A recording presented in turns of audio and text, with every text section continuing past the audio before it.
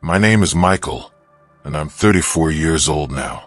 What I'm about to tell you happened when I was 16, during a camping trip that should have been the highlight of my summer. Instead, it became the reason I can't sleep without a light on. It was July 2007. My best friend Derek and I convinced our parents to let us camp alone in the Blackwood Forest, about 2 hours north of our town in Oregon. We'd been there before with our families, knew the trails, thought we were prepared. We weren't. The first night was normal. We set up camp near a clearing, roasted hot dogs, told stupid jokes. Around midnight, Derek crashed in the tent while I stayed by the fire, enjoying the silence. That's when I heard it. Whispering. Not wind through trees. Not animals. Voices. Multiple voices. All whispering the same thing over and over. But I couldn't make out the words. They were coming from every direction. I woke Derek up. At first, he thought I was messing with him, but then his face went pale. He heard them too. We grabbed our flashlights and swept the tree line. Nothing. Just darkness and those whispers growing louder, more urgent. Then they stopped. Complete silence. No crickets. No wind. Nothing. Derek whispered, "We should leave." But before we could move, we heard footsteps. Heavy. Deliberate. Circling our campsite. We couldn't see anyone, but we could hear branches snapping. Leaves crunching under invisible feet. The footsteps stopped directly behind our tent. We were frozen, gripping our knives, barely breathing. Then scratching. Long, slow scratches down the back of the tent fabric. 3 distinct sounds, like nails dragging deliberately. Derek lost it. He screamed, "Who's there?" Silence again. Then all at once, the whispers erupted from every direction, so loud it felt like they were inside my skull. I could finally understand what they were saying. "Get out, get out, get out." We didn't pack. We grabbed our phones and ran. Our flashlights died within seconds, both of them brand new batteries. We ran blind through the forest, branches tearing at our skin, roots trying to trip us. The whispers chased us, always right behind, never fading. I don't know how long we ran. Could have been 10 minutes. Could have been an hour. Time felt broken. Eventually, we saw headlights, the main road. We burst out of the tree line, flagged down a truck, and the driver took one look at our faces and didn't ask questions. We went back 3 days later with the police and our parents to get our camping gear. They found our campsite easily. Everything was there. Tent, sleeping bags, food. But here's what made my blood run cold. The back of our tent, where we heard the scratching, had 3 long tears in it. Deep, deliberate slashes. The police said it looked like claw marks, but here's the thing. They were made from the inside. We were the only ones in that tent. I still have nightmares about those whispers. Sometimes, when I'm alone in the quiet, I swear I can hear them starting again. Derek moved to Arizona. We don't talk about that night, but I know he hears them too. Some forests don't want visitors, and Blackwood Forest, it made sure we knew we weren't welcome. My name is Deborah, and I'm 28. I used to be a park ranger in the Appalachian Mountains. Used to be. After what I saw 3 years ago, I can't go back. Not to that forest. Not to any forest. It was October 2022, late afternoon. I was doing a routine patrol of the northern trails when I got a call about a missing hiker. A woman in her 50s hadn't checked in at the ranger station. I grabbed my gear and headed out. The trail was easy enough, but about 2 miles in, I noticed something off. The birds had gone quiet. In my 5 years as a ranger, I'd learned that silence in the forest means danger. Predators. Storms. Something. I called out for the missing woman. "Mrs. Patterson, can you hear me?" Nothing. Just that oppressive silence pressing in from all sides. Then I saw the tree. It was massive, a dead oak, completely black like it had been burned, but there was no fire damage on the surrounding trees. It stood alone in a small clearing, branches twisted like arthritic fingers reaching for the sky. And hanging from the lowest branch was a rope, an old rope, frayed and gray, swaying slightly even though there was no wind. My training kicked in. I approached cautiously, thinking the worst, suicide, maybe recent.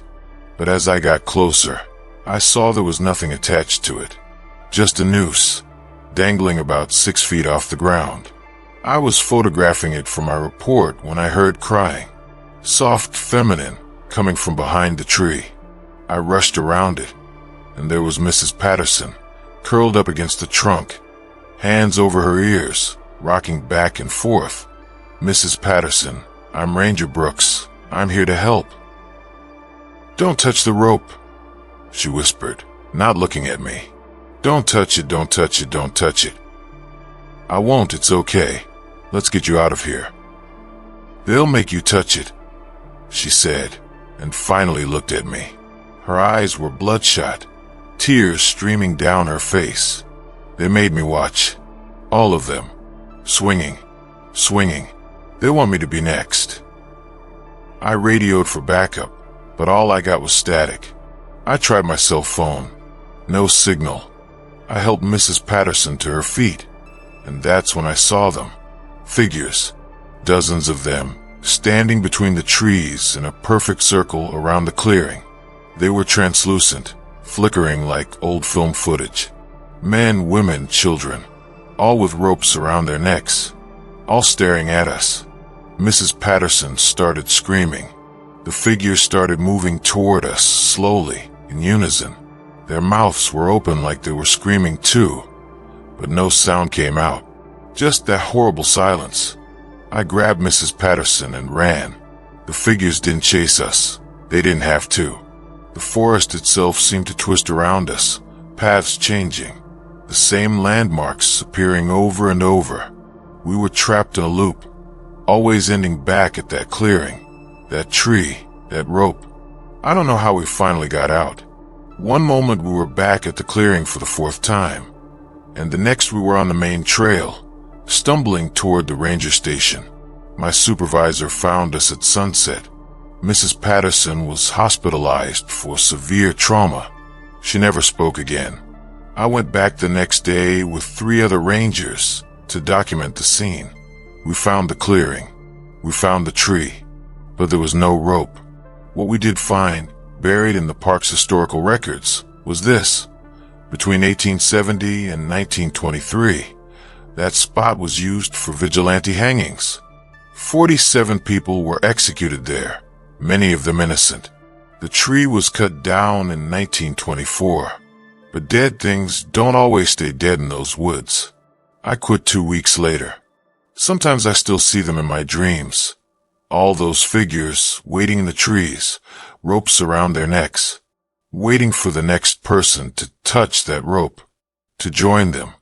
Mrs. Patterson died last month. The cause was listed as heart failure. But I know the truth. That forest finally claimed her. And someday, I think it'll come for me too. My name is Tyler. I'm 41. And I have a daughter named Emma, who's 8 years old. After what happened last summer, I'm homeschooling her. I can't risk her being in those woods again. I can't risk losing her to whatever they were. July 2024.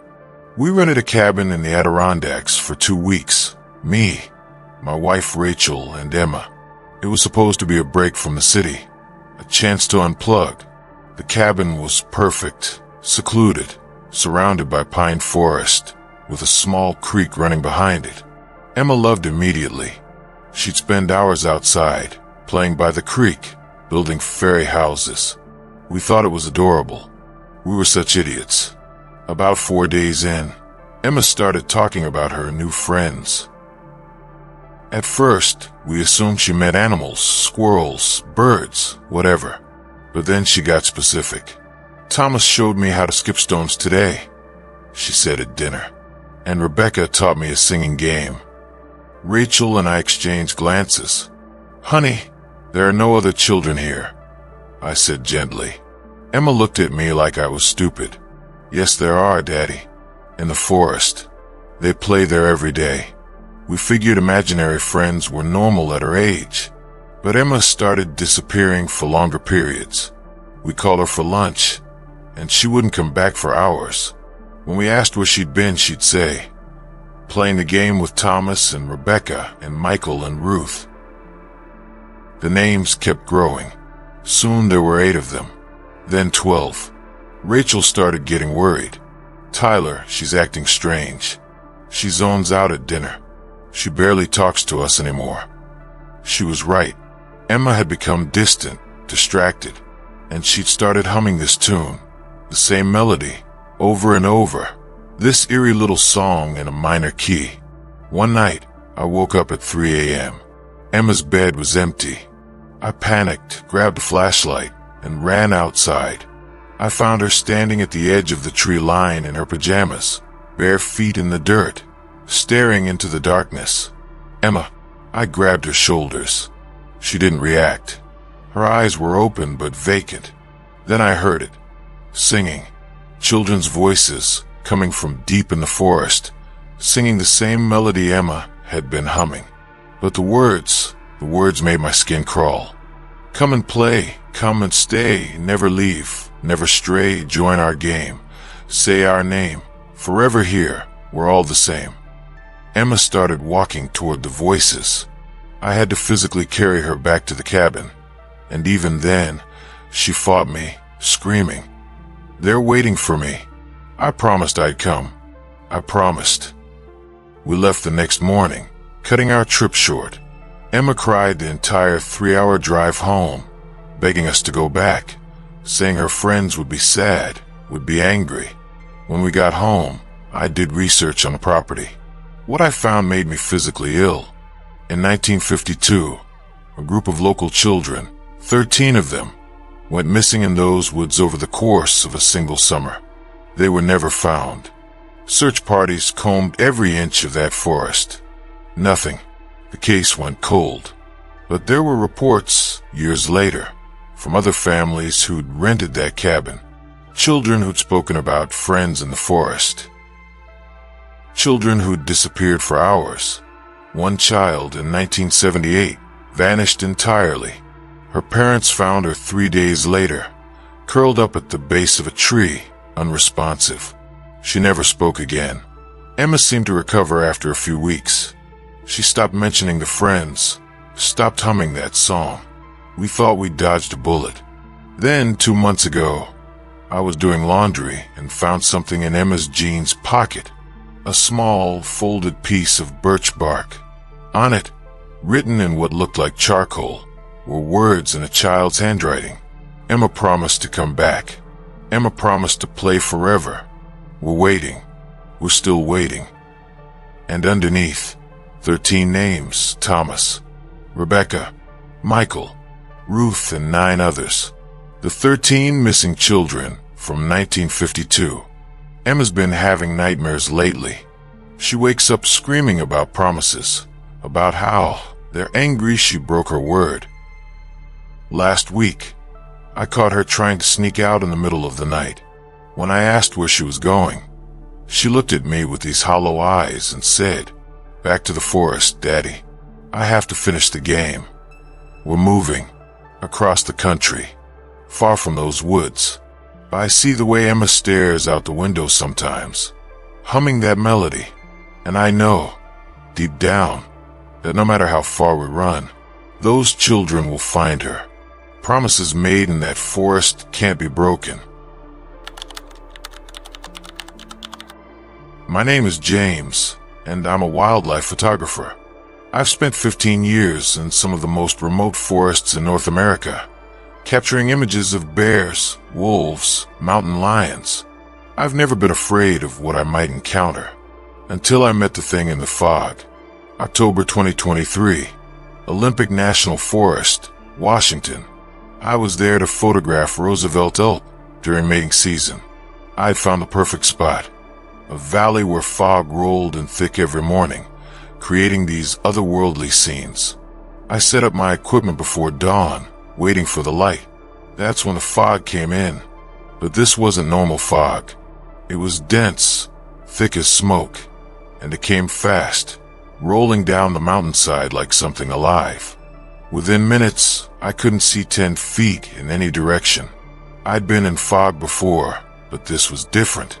It felt wrong. Cold in a way that went beyond temperature. Cold that seeped into your bones and made you feel like you were the only living thing for miles. I decided to pack up, wait for it to clear. That's when I heard the breathing. Deep, slow, rhythmic, coming from somewhere in the fog to my left. "Hello," I called out, thinking maybe another photographer or hiker. "Can you hear me?" The breathing stopped. Then footsteps. Heavy, crunching through the underbrush. But here's the thing. They didn't sound like boots. They sounded wet, like something walking on meat. "Who's there?" My voice cracked. I pulled out my flashlight, swept it through the fog. The beam barely penetrated 3 feet. That's when I saw it. A shadow. Tall, too tall, maybe 8 feet, moving through the fog parallel to me. I couldn't make out details, just a silhouette, but the proportions were all wrong. The arms were too long, hanging almost to the ground. I started backing away, trying to get to my truck. The shadow kept pace with me, always staying just at the edge of my vision. Then I heard again, that breathing, but closer now. Right behind me. I spun around. Nothing. Just fog. I turned back. The shadow was gone. I ran. Branches tore at my jacket. Roots tried to trip me. But I didn't care. I could hear behind me now. Those wet footsteps, faster, keeping pace. And then I heard something that made my blood turn to ice. Mimicry. It was copying me. Every branch I snapped, it snapped one. Every time I gasped for air, I heard the same gasp echoed back, but deeper, distorted, like it was learning how to sound human. I burst out of the tree line into a small clearing and saw my truck 50 yards ahead. I sprinted, fumbled with my keys, threw my gear in the back, jumped in the cab. That's when I looked in my rearview mirror. It was standing at the edge of the trees, still just a shadow in the fog, but now it was wrong in ways my brain couldn't process.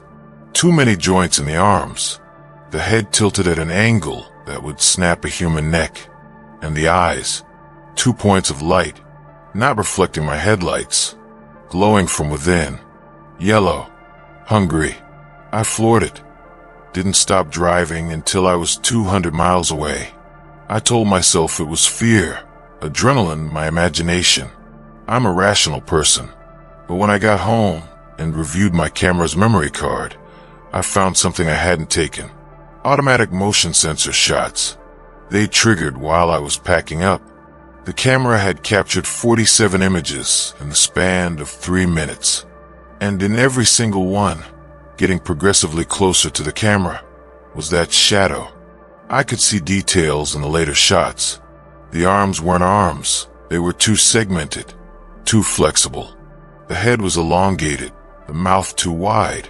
And in the final image, taken just seconds before I heard the breathing, it was 3 feet from my camera, 3 feet from where I'd been standing, and it was reaching toward the lens. But here's what keeps me awake at night. The timestamp on the final photo was 6:47 a.m. I checked my truck's GPS history. I didn't leave the forest until 7:15 a.m.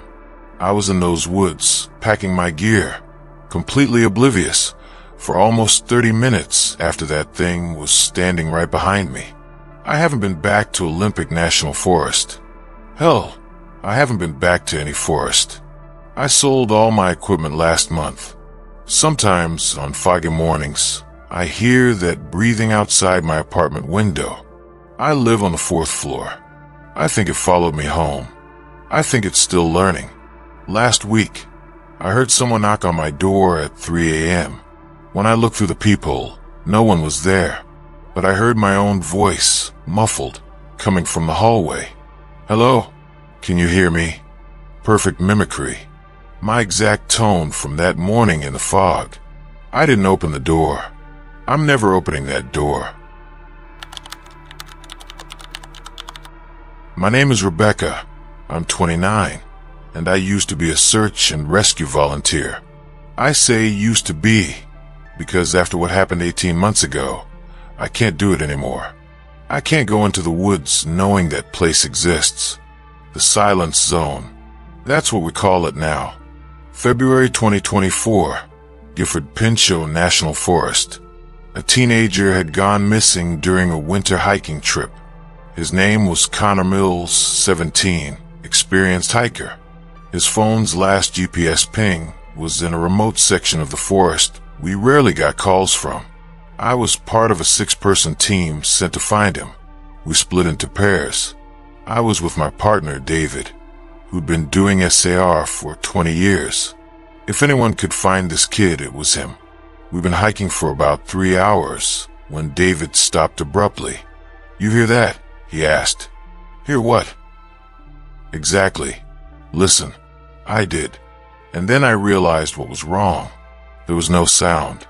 Not wind. Not birds. Not even our own footsteps seemed to make noise anymore. It was like walking through a photograph. David pulled out his radio. "Base, this is Team 2. We're experiencing some kind of acoustic dead zone. Radio check, over." Static. Then nothing. Not even static. Just silence. "We should mark this location and get back to..." David started, but then we saw the trees. They were marked. Carved. Hundreds of them. All with the same symbol. A circle with a vertical line through it. Some carvings looked fresh. Others were old, weathered, decades old. "What the hell is this?" I whispered. My voice sounded muffled, distant, like I was speaking underwater. That's when we found the first piece of gear. A backpack, torn open, contents scattered. Connor's name was written on the inside flap. But there was something else in that bag, a journal. David opened it. The last entry was dated 2 days earlier. Hour 6. Can't find the trail. Nothing makes sound anymore. Not my footsteps. Not my voice. Even my breathing is silent. I feel like I'm disappearing. They're watching from the trees. The people who aren't people. They don't move. They just watch. If you find this, don't look for me. Leave. Run. My heart was hammering, but I couldn't hear it. David grabbed my arm, pointed toward the trees. People. Dozens of them, standing among the trees, perfectly still. But something was wrong with them. Their proportions. Their posture. They looked almost human, but not quite. Like mannequins arranged by someone who'd only heard humans described but never seen one. "David, we need to..." He wasn't next to me anymore. He was 20 feet away, walking toward the figures. "David," I screamed, but my voice made no sound. I ran after him, grabbed his jacket. He didn't respond. His eyes were glazed, distant. He kept walking. The figures were moving now. Not walking, gliding, soundlessly converging on us from every direction. Their faces were blank, no features, just smooth skin where eyes and mouth should be. I did the only thing I could think of. I punched David. Hard. Right in the face. His head snapped back, and suddenly he was there again. Eyes focusing, confusion and terror flooding his features. We ran. The figures didn't chase us. They didn't have to. The forest itself seemed to conspire against us. Trees we passed minutes ago appeared ahead of us again. The same rock formation, over and over. We were trapped in a loop, always ending back in that clearing where the figures waited. Time lost meaning. We could have been running for minutes or hours. David was crying silently, tears streaming down his face that I couldn't hear, hitting the ground. Then suddenly sound. A raven's call. Wind through leaves. Our own gasping breaths. We'd crossed back out of the silence zone. We reported everything to the sheriff's department. They sent a full team back the next day with GPS markers, cameras, the works. They found the clearing. They found the marked trees. But here's what they also found. 23 sets of human remains, some dating back over 50 years. Missing hikers, lost hunters, all arranged in a perfect circle around the clearing center, where something had been carved into the bedrock. That same symbol, circle with a line through it. Connor Mills was never found. Neither was his body. But 6 months later, a new hiker reported seeing someone matching Connor's description in that section of forest, standing among the trees, perfectly still, not quite human-looking anymore. Search and rescue marked that area as off-limits. It's not on any official maps now, but the locals know. We call it the silence zone. And if you ever find yourself in a forest where sound suddenly stops, run. Run before you become one of the watchers too. David quit SAR a month after the incident. He moved to Nevada, as far from forests as he could get. We don't talk anymore, but I know he's thinking the same thing I am. We didn't escape that place. We were released. Those figures, whatever they are, they let us go. Maybe because we weren't what they were looking for. Or maybe because now we'll tell others. We'll spread the story. We'll bring them more visitors. I still have nightmares about those faceless people, standing in the trees, patient and eternal, waiting in the silence. Sometimes, in my apartment late at night, the sounds of the city suddenly stop, just for a moment, and I know they're still watching. I know they're waiting for me to come back. If these stories kept you up at night, make sure to hit that like button and subscribe for more true paranormal encounters. Have your own haunted forest experience? Share it in the comments below. Just remember, some stories attract the very things they're about. Stay safe out there, and maybe stay out of the woods.